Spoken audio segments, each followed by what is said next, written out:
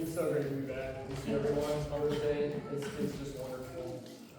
People that four new people that are here. I usually try to start with a joke. I have nothing this morning after seeing Jim and Barbara. I'm just so incredibly happy you guys are back and I'm able to see you again. So, yeah, I have this is great. It's been a busy few weeks. I know I haven't been here. I've heard running has been great, so it's awesome. But today's scripture comes from Matthew chapter 14, verses 1 through 21. In the lectionary, they have it 13 through 21 right now, if you were to look at the lectionary throughout the world. I like it, but it tends to lead to kind of the same ideas, and the context is important. So we're going to go back and do the first 1 through 12, along with the 13 through 21 today. And it says, "At that time Herod the Tetrarch heard the news about Jesus, and said to his servants, 'This is John the Baptist. He himself has been raised from the dead, and that is why miraculous powers are at work in him.'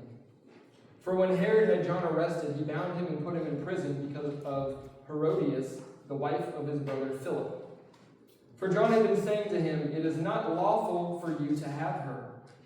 Although Herod wanted to put him to death, he feared the crowd because they regarded John as a prophet.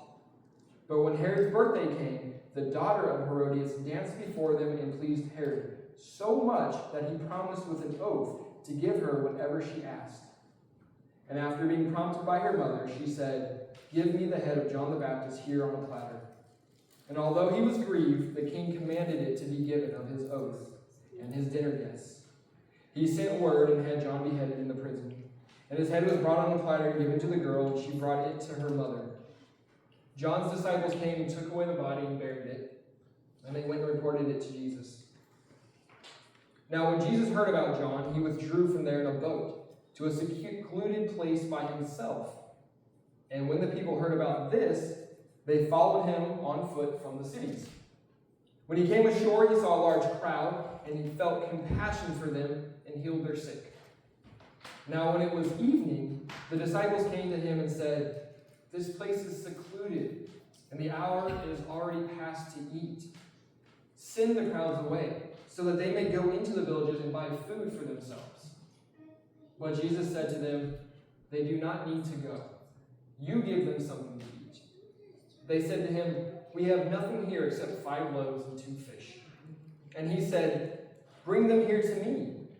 And ordering the crowd to sit down on the grass, he took the 5 loaves and the 2 fish, and looked up toward heaven.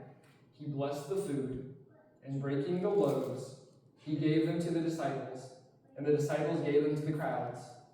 And they all ate and were satisfied, and they picked up what was left over of the broken pieces, 12 full baskets. There were about 5,000 men who ate, besides women and children." Here ends the reading. Meals have always been about more than food. You can think about the most meaningful meals you've shared in your life. Around the dinner table, families and friends celebrate birthdays, holidays, and other major milestones. They gather to laugh, reconnect, and encourage one another. Some of life's hardest conversations also happen around a table. A meal has a way of revealing what matters most. It shows us who is welcome, what is valued, and the kind of relationships that are being formed. Throughout the Bible, meals often carry that same significance. They become places where God reveals his character, extends his grace, and teaches his people. The table is never just about what is being served, it's about what kind of life is being offered. And that's exactly what we find in Matthew 14. At first, the scripture can seem disconnected between the first and second part. The chapter begins with a royal banquet hosted by Herod, and this Herod is Herod Antipas. I have trouble saying their names. His brother was Philip. There are multiple Herods, and they had all been separated to take over different sections of Israel and of the surrounding areas by Rome and help Rome control the area. And so, a few verses later, we find Jesus in a lonely place surrounded by thousands of ordinary people. So we had Herod, a ruler consumed with protecting his power and reputation, and now we have Jesus in a lonely place surrounded by thousands of ordinary people with nothing more than a few loaves of bread and fish. One meal takes place in the luxury of a palace. The other happens in the simplicity of the countryside. One is attended by the wealthy and the influential. The other welcomes fishermen, families, and people who simply come looking for hope. Now, Matthew places these accounts side by side on purpose. He wants us to notice the contrast. One table is marked by pride, selfish ambition, and ultimately in death.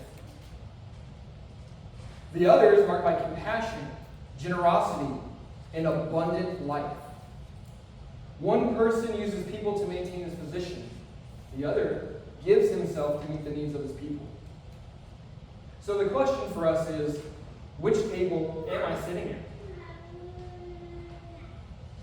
You see, Matthew begins chapter 14 with the arrest of John the Baptist, and then invites us into a banquet.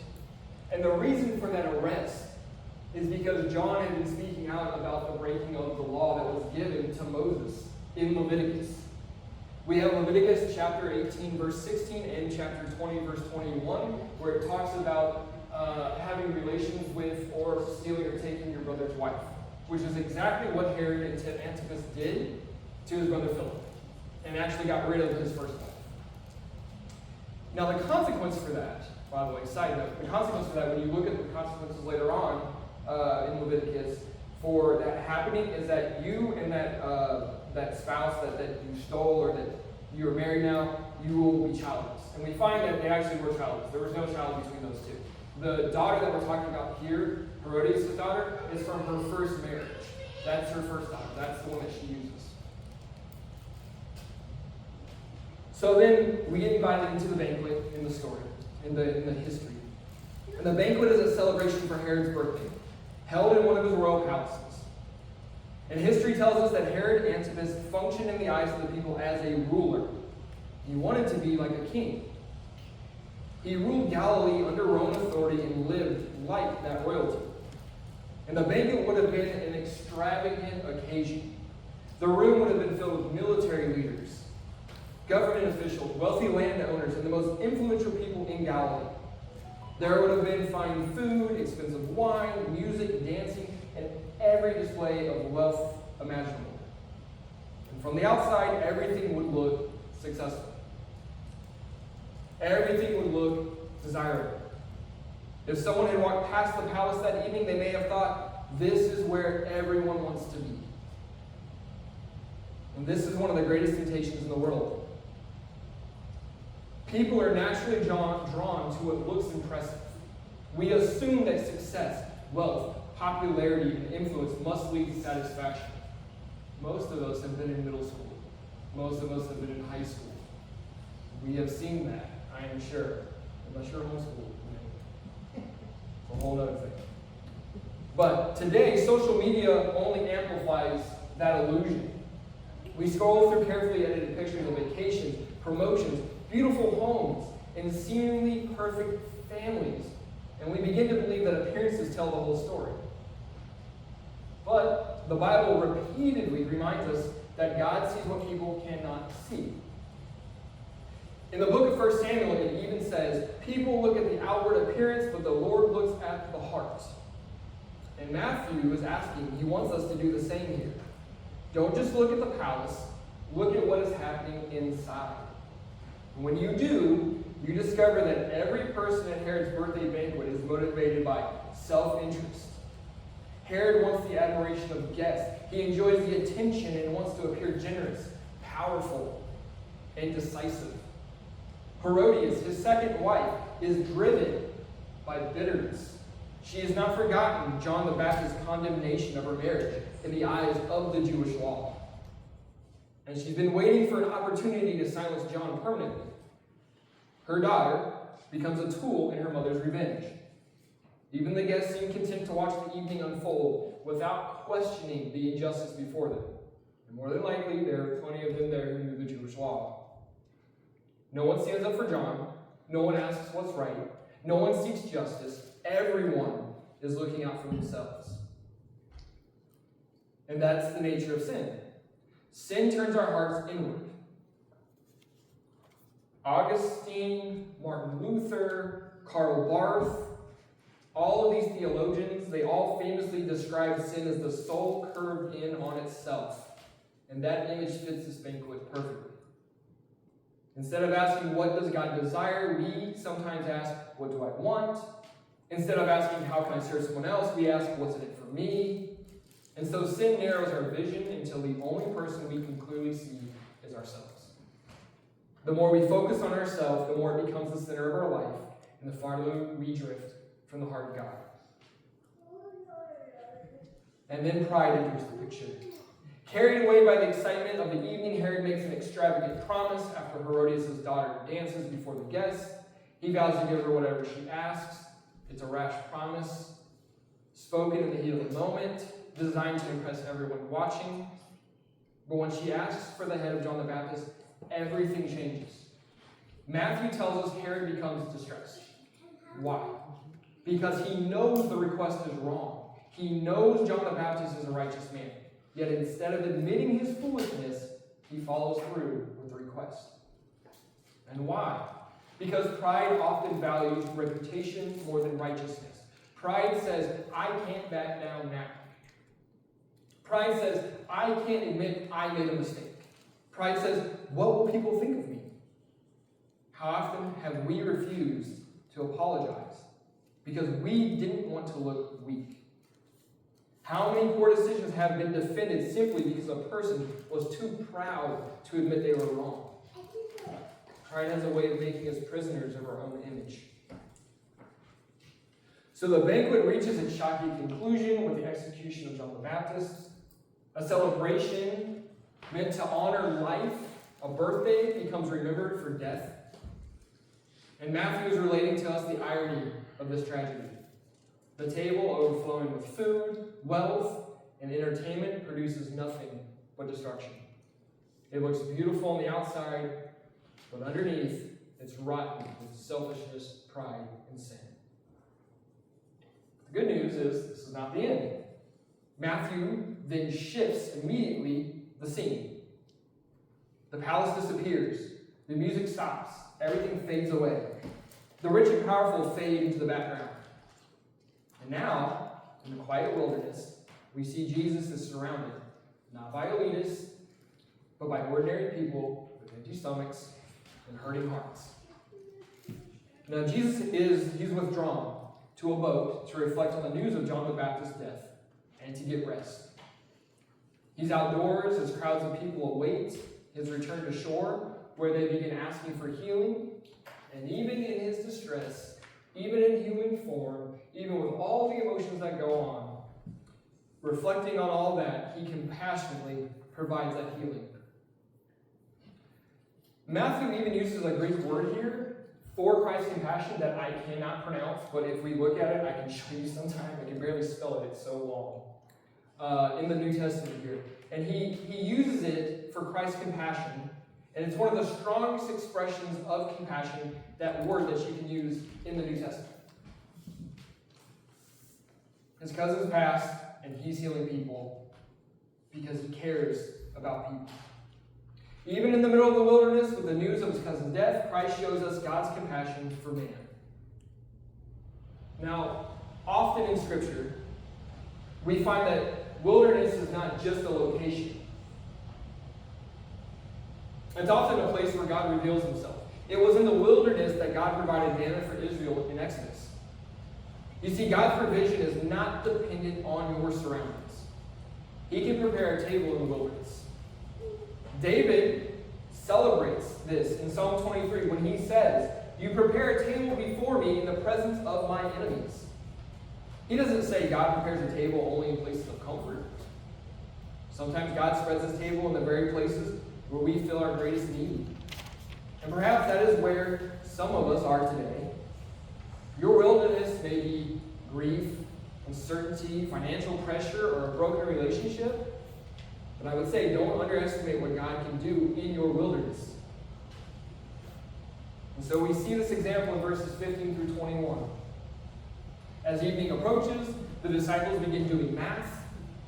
5 loaves, 2 fish, a crowd of 1,000. There's definitely not enough food for those who stayed to see and hear Jesus. Send them home, they tell Jesus. Let the people go find their food elsewhere. There's not enough here. But Jesus never asks if there's enough. He simply says, bring them here to me. The miracle begins not with abundance, but with surrender. Again, we see how God delights in using what is small. Before, he used Moses' staff, David's sling, the widow's jar of oil. Now, Christ used 5 loaves of bread and 2 simple fish. The question is never, is it enough? The question is, will you place it in Jesus' hands? And so the disciples surrendered faithfully, trusting Jesus, and brought him the loaves and fish. And from there, Jesus multiplied the bread and fish, and the disciples handed out the food. In fact, we're told they picked up 12 baskets of leftovers. The disciples saw a problem. Jesus saw people. The story ends with abundance. Everyone eats. Everyone's satisfied.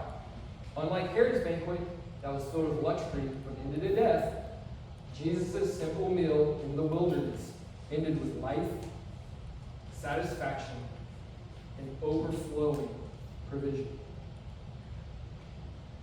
That's the difference when Jesus is the one inviting us to the table and we go. So let me recap.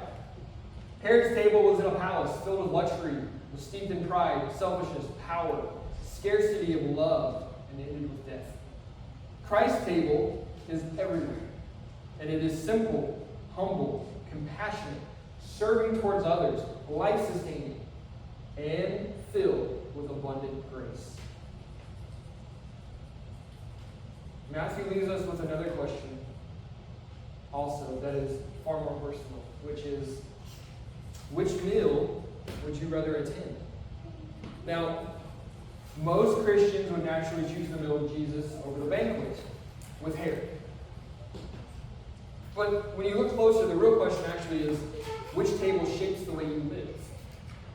Many people admire Christ's table on Sunday, while living by Herod's values the rest of the week. I see this every day in the military. I know you probably have lots of people you know too, but there are times I see young men acting a certain way, and they show up on Sunday another way, and they go right back to work because it helps them get through. It's easier to be rude. It's easier to be mean. It's easier to make fun of people or to get into that soldier's mindset. But it doesn't help anybody. It makes things worse. It makes things toxic. It makes things where people don't want to come to work. They don't want to do that. But I also have seen people who continually sit at Christ's table. Their troops are happy. Their friends are happy. The work environment's good. Things get accomplished. And that's wonderful. Whenever we protect our image at all costs, we are sitting at Herod's table. Whenever comfort becomes more important than obedience, we have taken a seat at the earthly banquet. Whenever we seek applause instead of faithfulness, or use people to get what we want instead of loving them as Christ loves them, we are not at God's feast. Herod's table does not only belong to wicked rulers. Its danger is that it is values that can quietly find their way into your hearts, into your actions. But Jesus invites us to something entirely different. At his table, the broken and weary are welcomed instead of ignored.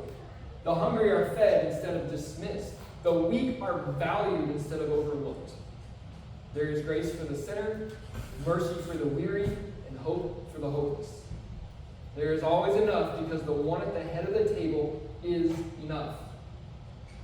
Jesus doesn't invite us because we have earned a seat. We haven't. He invites us because of his love for us.